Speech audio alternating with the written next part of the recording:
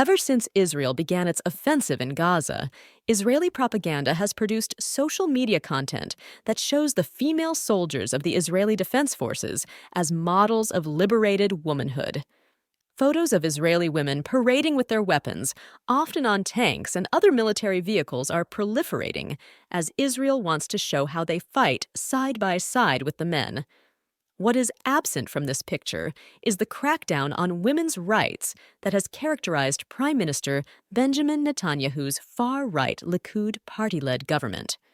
In the year preceding the October 7th attack, Israeli women's groups were demanding attention towards how the government was determined to take away the rights of the women of Israel.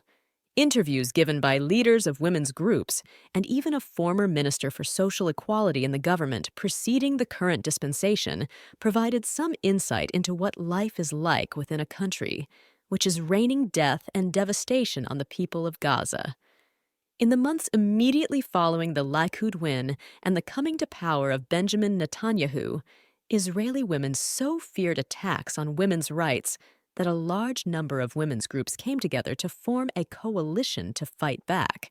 Among the factors that they found troubling was that out of 32 ministers in Netanyahu's cabinet, only 6 were women, and that 2 of the parties that had been included in the coalition were so orthodox and regressive that they did not want women to contest elections at all. A part of the discrimination the women's groups expected to face was mandatory gender segregation in public spaces. This is because members of the very far right that do not field women to compete in elections also refuse to use public transportation if women are present.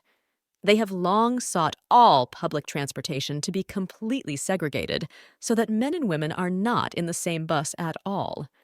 The women are also worried that laws would be passed allowing private businesses to ban women altogether, meaning that businesses that cater to the ultra-Orthodox could prevent women from even entering stores they frequent. Another tremendous concern is that the Likud party promises to provide more rights to the rabbinic courts that oversee the laws of marriage, divorce, inheritance, etc.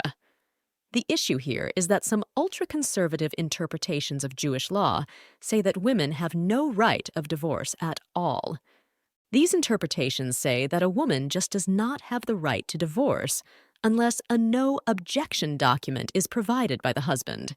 Naturally, in situations in which a woman wants a divorce, this document is not easily obtained.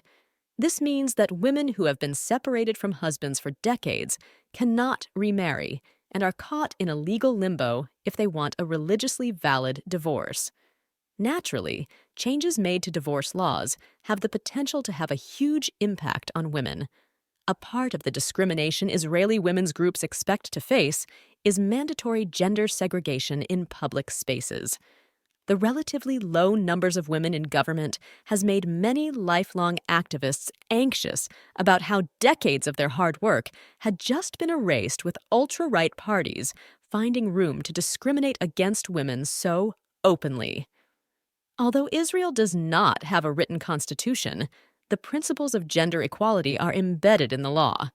However, this is hardly enforced, as can be seen in political parties that do not allow women to contest in elections. Many would argue that allowing such anti-women practices would cast doubt on the legitimacy of the government itself.